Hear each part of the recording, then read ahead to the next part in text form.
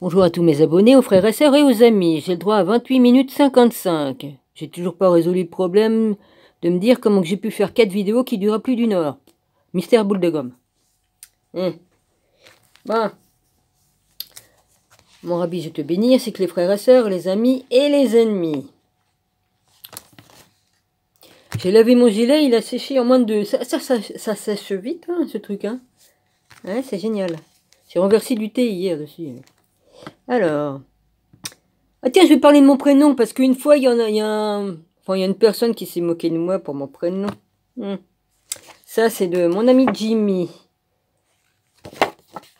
qui repose en paix, qui m'avait donné ça. Alors, Dominique, prénom latin, qui veut dire béni. Les Dominiques ont la maîtrise de soi, mais aiment peu la fantaisie. Elles sont douées pour les études, ah bah oui, ça c'est pas qu'un peu, et les arts, et désirent atteindre la perfection. C'est tout moi. Ça me décrit très bien. Je comprends mieux maintenant pourquoi que j'ai passé ma vie à étudier, et ça c'était parce que Dieu a voulu me préparer. Mais oui, la perfection c'est ce que je recherche. Dans un monde d'imperfection, évidemment, c'est pas facile d'être parfait ici. Hein. On peut pas, non. En haut, oui, on est des saints en haut. Il n'y a pas de problème, mais ici, non. Ben, voilà. Ça c'est fait.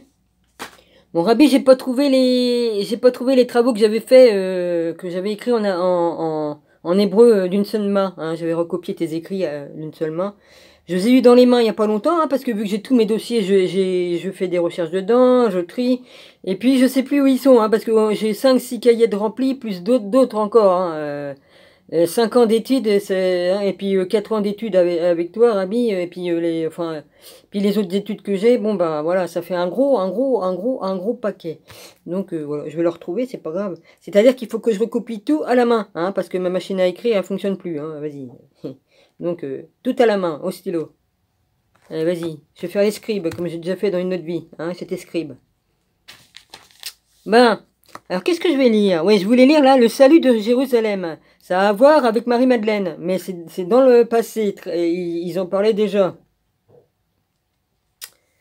Ils parlaient déjà de Jésus et de tout ça, puisqu'ils ont prophétisé. Hein.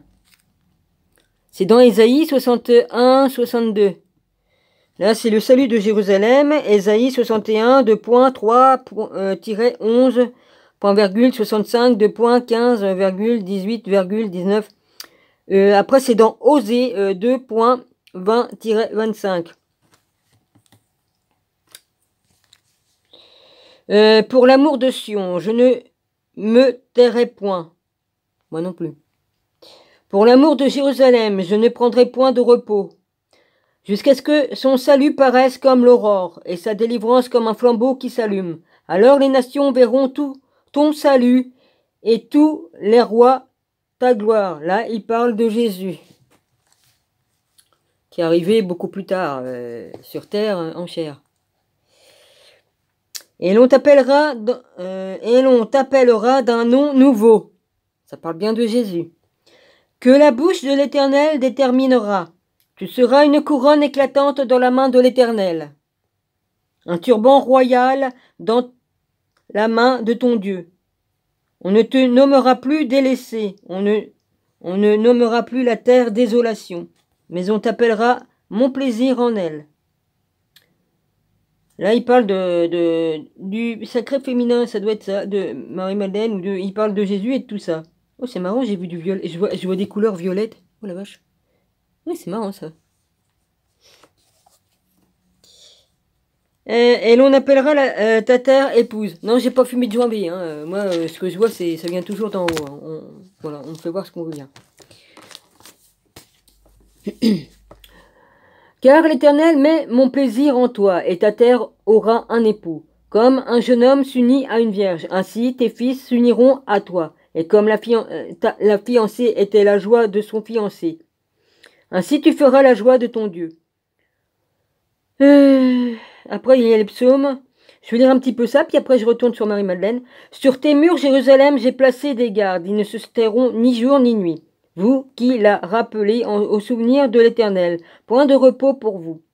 Et ne lui laissez aucun relâche, non c'était bon, jusqu'à ce qu'il rétablisse Jérusalem et la rende glorieuse sur la terre.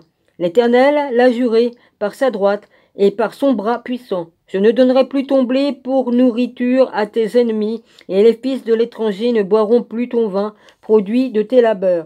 Mais ceux qui auront amassé le blé le mangeront, et loueront l'Éternel, et ceux qui auront récolté le vin le boiront, dans les parvis de mon sanctuaire.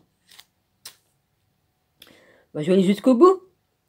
Après, franchissez les portes, préparez un chemin pour le peuple, frayez la route, ôtez les pierres, et levez une bannière vers les peuples, et c'est marqué voici, peuple. Ou alors non, c'est le 11, excusez-moi, c'est le 11. Voici ce que l'Éternel proclame aux extrémités de la terre. Dites à la fille de Sion, voici ton sauveur arrive, voici le salaire est avec lui, et les rétributions le précèdent. On les appellera peuple saint, racheté de l'Éternel. Et toi, on t'appellera recherché, ville non délaissée. Ça a à voir aussi avec le sacré féminin, Marie-Madeleine, et puis il y a la Sophia, tout, c'est tout un amalgame de beaucoup de choses. Un jour de vengeance.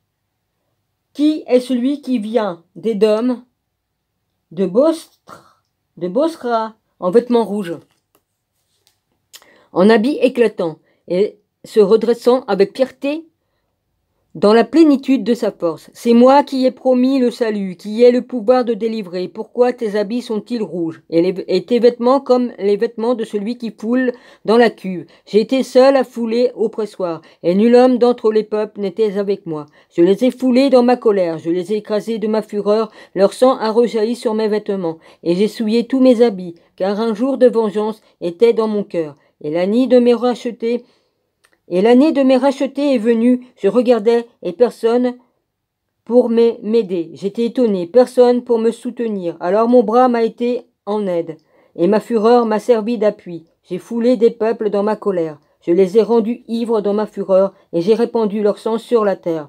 Rappel du passé. Psaume 78. Rappel du passé, il faut aller au psaume 78, d'accord. J'irai une autre fois. Voilà. Je publierai les grâces de l'Éternel, les louanges de l'Éternel, d'après tout ce que l'Éternel a fait pour nous. Je dirai sa grande bonté envers la maison d'Israël, qu'il a traité selon ses compassions et la richesse de son amour. Il avait dit, certainement, ils sont mon peuple, des enfants qui ne seront pas infidèles. Et il a été pour eux un sauveur. Dans toute leur détresse, ils n'ont pas été sans secours. Et l'ange qui est devant sa face les a sauvés. Oui, on vas-y. C'est rien du tout, je rentends l'autre, vas-y.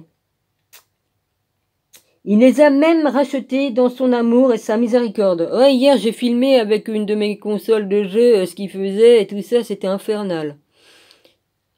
Ouais. Enfin bref, faut que je tienne le coup, c'est tout. C'est pas grave. J'arrive au bout du tunnel, là, après c'est terminé, vas-y. Quand je dis au bout du tunnel, des afflictions, donc je dois supporter, là, c'est pas grave. Et constamment il les a soutenus et portés aux anciens jours. Mais ils ont été rebelles et ils ont attristé son Esprit Saint. Et il est devenu leur ennemi, il a combattu contre eux. Alors son peuple se souvient des anciens jours de Moïse, où est celui qui les fit monter de la mer, avec le berger de son troupeau? Où est celui qui mettait au milieu d'eux son Esprit Saint? Qui dirigea la droite de Moïse par son bras glorieux? Qui fendit les eaux devant eux pour se faire un nom éternel? Qui les dirigea au travers des flots, comme un coursier dans le désert sans qu'il bronche, comme la bête qui descend dans la vallée? L'Esprit de l'Éternel les a menés au repos. C'est ainsi que tu as conduit ton peuple, pour te faire un nom glorieux. Voilà, j'arrête ici. Oui. Oui, parce que j'ai fait du travail, mon rabbi. Bon, ben voilà, si je peux partager, tant mieux. Mais bon, la plupart des gens, il n'y en a pas beaucoup qui s'intéressent à mon travail, hein, Seigneur. Bon, c'est un point grave. Hein. L'épouse bien-aimée. Alors, page 191. Est-ce qu'elle est dotée de... Oui, c'est comme ça. Elle n'est pas notée, mais c'est comme ça. Voilà. Alors, il me reste assez de temps pour faire ce que j'ai à faire.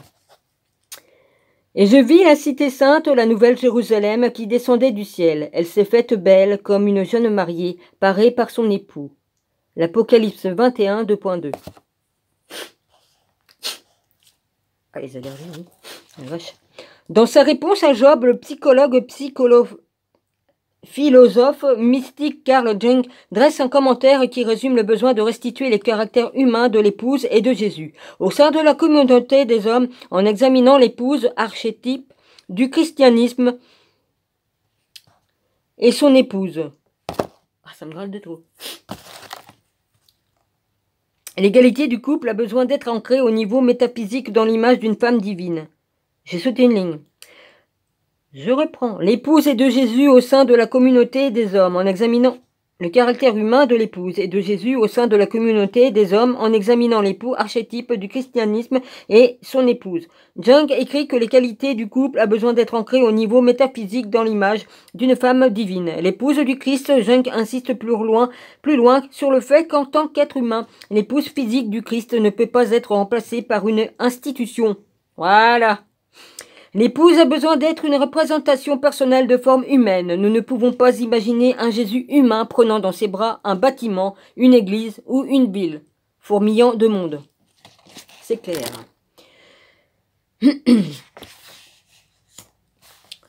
C'est une image qu'il faut absolument rejeter car elle est incongrue. Si nous devons imaginer un Jésus historique en train d'enlacer une épouse, il ne peut pas être une simple métaphore.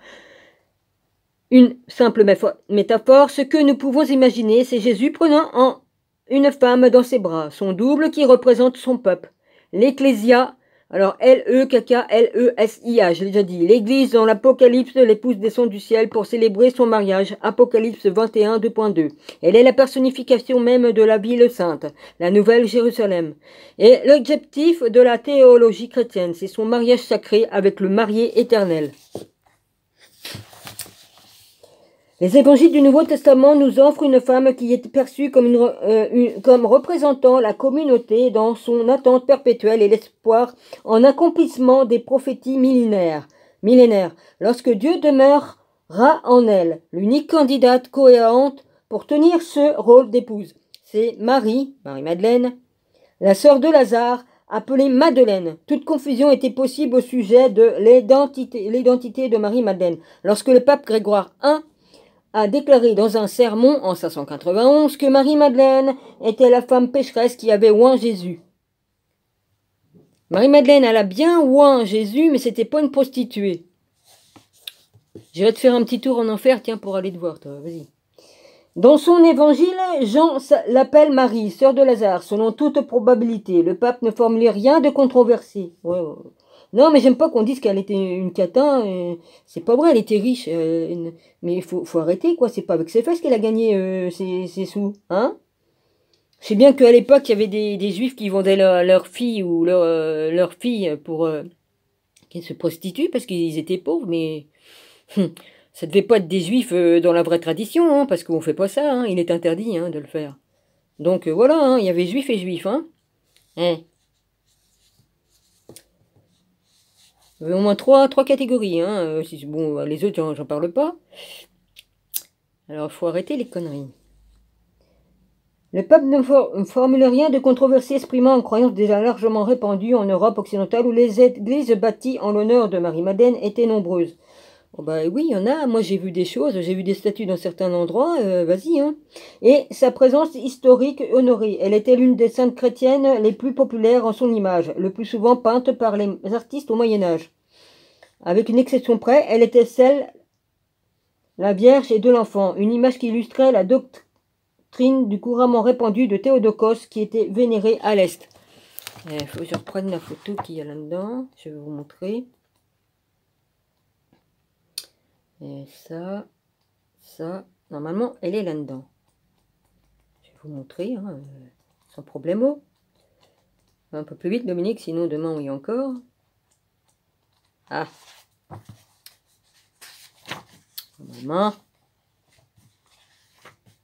Normalement, je l'ai. Si je l'ai pas là, alors là, si je l'ai pas là, s'il vous plaît. Oh, elle est repartie. Il va redémarrer, non, comme en 40. Là, j'ai des photos, mais les autres, ils correspondent pas. Donc, je l'ai, la photo avec Marie-Madeleine et sa fille Sarah sur les genoux.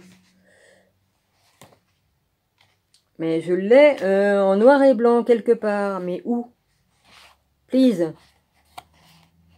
Bon, là, c'est Marie avec Jésus. Après le mariage. Oui, c'est une représentation en tableau. Hein. Non, bah non, ça y est pas. Je l'avais gardé, ma page, s'il vous plaît. Ben, j'espère, parce que des identités erronées. Attends une minute. Ah oui, l'épouse bien-aimée. Bon, bah tant pis, je trouve pas la photo. Je vous la montrerai une autre fois. Image qui... Oui, mais j'ai plusieurs livres, donc ça se trouve, c'est dans l'autre. Hein, c'est dans les autres. Oui. Ça devait être dans le Da Vinci Code. Ouais, dans le Da Vinci Code. C'est ça. C'est dans le Da Vinci Code que j'ai vu ça. Oh nom de... J'ai fait tomber un livre avec un gros truc dessus. Oui, ça va, il est pas cassé. Mais il y a le truc qui est dessus. Bonjour. L'autre, il va dire, a fait tomber des trucs exprès. Oui, t'es mon con, vas-y. Non, j'en fais pas exprès. Qu'est-ce que t'es, Marie-Madeleine, là-dedans? Ouais, elle est là-dedans. C'est dans le Da Vinci Code. Je vous montrerai... Oh. Dans le Da Vinci Code. Je vous montrerai, sinon, si je... Voilà, elle est là. Elle est là. Attendez. J'ai deux mains et j'ai quatre trucs à montrer. Là, elle est là, en photo. Marie-Madeleine avec sa fille Sarah sur les genoux. Voilà.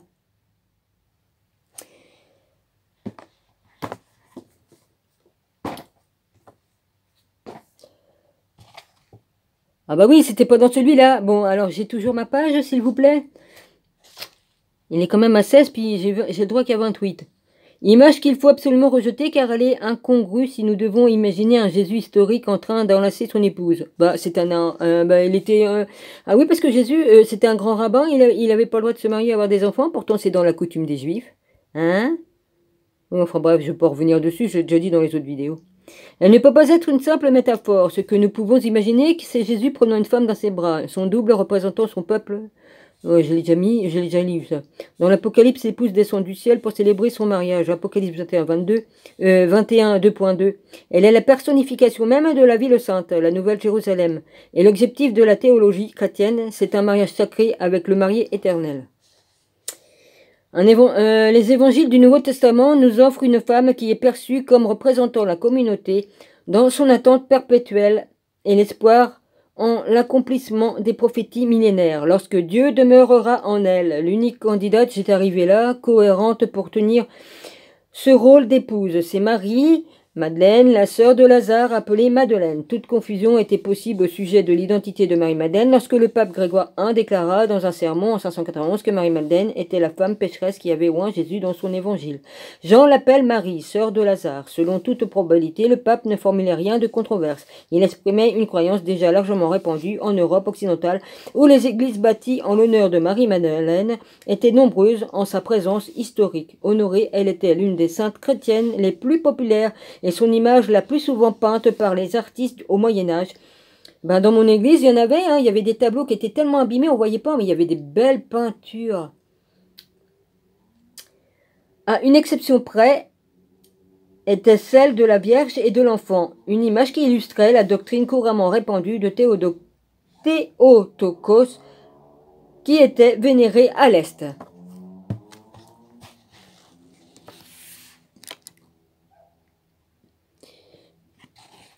Excusez-moi, j'ai mangé et la nourriture met du temps à descendre.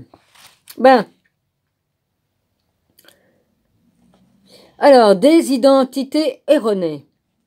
En Europe occidentale, l'image de Marie-Madeleine est devenue intimement liée à celle de deux autres saintes très populaires au Moyen-Âge, Sainte Marie d'Égypte et Sainte Barbara. La première du fait de sa légende et la seconde par association avec son iconographie. Chacune de ces saintes, probablement romanesques, offre un aperçu utile ayant au visage que pouvait revêtir Marie-Madeleine à cette époque-là. Utile quant au visage que pouvait revêtir Marie-Madeleine à cette époque-là. Excusez-moi. Sainte Marie d'Égypte ou Marie-Gypse, comme les gypsukines, les gypses, GIP, comme on l'appelait affectueusement, était une prostituée dont l'histoire a été rapportée du Moyen-Orient au XIIe siècle, pardon. Pardonnez-moi. J'ai vu ciel, maintenant c'est siècle. Par les croisés du retour de leur pèlerinage. Il semble que les soldats aïeux trouvaient en elle une protectrice pleine de compassion qui considérait les pulsions sexuelles avec indulgence. D'après la légende, Marie d'Égypte était une prostituée du IIIe siècle qui avait réussi à passer en Palestine en offrant d'exercer sa profession à bord du bateau. À son arrivée en Terre Sainte, elle s'était convertie au christianisme et abandonné la promiscuité des hommes, passant le reste de sa vie à vivre en ermite. Son histoire, tout comme celle de Marie de Madeleine, se retrouvait dans le Golden Legend, la légende dorée de Jacobus de Voragine au XIIIe siècle. L'un des miracles qui était associé à la Marie d'Égypte, à la peau noire, était celui de l'ascension de son corps vers les cieux, une faveur qui a été également faite à la Vierge Marie, la maman de Jésus, ainsi qu'à Marie-Madeleine par les artistes qui ont confondu son histoire. Ah bah oui, oh bah, enfin bref, ils ont confondu, c'est pas de leur faute, hein. Bah non, comme on se trouve, voilà, hein. Bon, avec celle de la prostituée égyptienne, bon, bah ils se sont mélangés les pinceaux.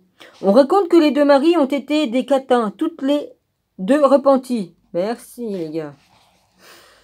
Qu'elles se sont converties au Christ et qu'elles se sont toutes les deux devenues ermites à la fin de leur vie.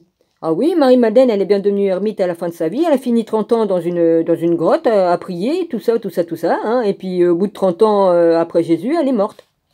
Elle a survécu à son époux 30 ans. Voilà. Une autre confusion que l'on retrouve dans leur histoire vient de l'enfant servante Sarah. Mais Sarah, c'est sa fille. C'est la fille de Jésus et de Marie-Madeleine. Connue également sous le nom de l'Égyptienne, que l'on dit avoir été parmi les exils chrétiens qui avaient voyagé jusqu'en Gaule avec Marie-Madeleine. Bah évidemment qu'elle a voyagé avec Marie-Madeleine. Hein, elle a peut-être même accouché pendant qu'elle... Hein, elle est partie, elle était enceinte. Elle a sûrement accouché dans le bateau avant d'arriver.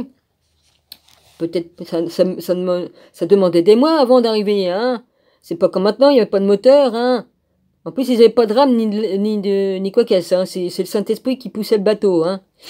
Il semble que certains caractéristiques des récits de la prostituée égyptienne tannée par le soleil implacable du désert pendant ces années de solitude et quasiment nue au fur et à mesure que ses vêtements se réduisaient en lambeaux, ait été projetée sur Marie-Madeleine par des adeptes au Moyen-Âge. Nous pouvons imaginer que l'effigie émaciée de Marie de Madeleine de Donatello, 1389-1466, a pu être inspirée aussi facilement par l'histoire de Marie l'Égyptienne que par celle de Marie-Madeleine, qui, d'après ce que l'on racontait, a vécu pendant 30 ans en se nourrissant des hosties de l'Eucharistie et qui lui étaient apportées tous les jours par des anges selon les détails colorés que l'on trouve dans le récit de sa vie publié dans la légende dorée de Golden Legend. 23 minutes. En 2002, j'ai passé une partie d'une après-midi dans la chapelle de sa sainte... En 2002, j'ai passé une partie d'une après-midi dans la chapelle de sa très sainte Trinité à West Point, New York, chapelle dans laquelle j'avais été baptisé étant enfant et dans laquelle la communauté de prière d'Emmanuel avait été formée en 1973. J'avais 11 ans. Oui, je suis née en 62. Oh. J'avais décidé ce jour-là d'examiner les images de Marie-Madeleine dans la chapelle qui était mon foyer spirituel depuis si longtemps. Je me suis d'abord senti consterné en observant attentivement chacun des vitraux et en notant les références. Marie-Madeleine n'apparaissait dans aucune des scènes. Comme je quittais la chapelle pour le moins déçu, j'ai jeté un coup d'œil par-dessus mon épaule droite sur le vitrail qui se trouvait derrière moi, et j'ai senti des fourmillements courir le long de ma nuque. Elle était bien là, majestueuse, dans une mosaïque magnifique de verre coloré brillant dans le soleil du printemps. Comme j'observais l'image, c'est celle-là.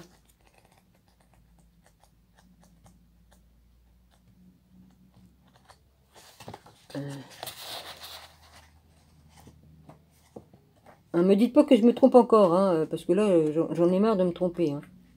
Non, c'est pas celle-là. Bon, attends. Dominique, marque ta page, parce que sinon tu vas la reperdre. S'il te plaît. Oh, il recommence à chanter. Oh là là là là. Voilà, c'est celle-là. C'est ce vitrail-là. Marie-Madeleine avec Jésus. Et la gros ventre. Bah oui, normal. Il la représente enceinte, c'est pas pour rien. Hein. C'est pour ça qu'ils brûlent les livres de pierre, j'appelle ça. Les églises sont les livres de pierre. C'est pas pour rien. Qui, d'après ce que l'on raconte, a vécu pendant 30 ans en se nourrissant d'hosties. Bon, voilà. En 2002, j'ai passé une partie. Alors là, où c'est qu'il est, en observant attentivement des vitraux et en notant les références.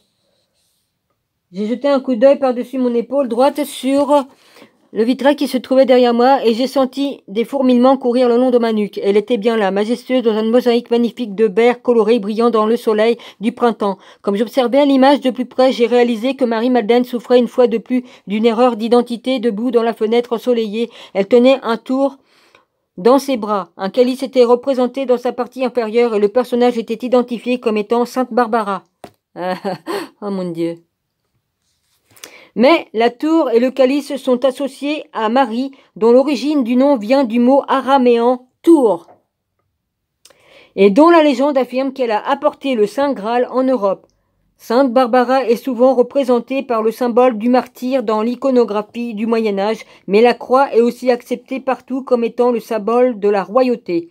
En réalité, la croix représentée avec de nombreux points représentait au départ les tourelles et les remparts d'une ville fortifiée symboliquement placée sur la tête de sa protectrice ou de son protecteur.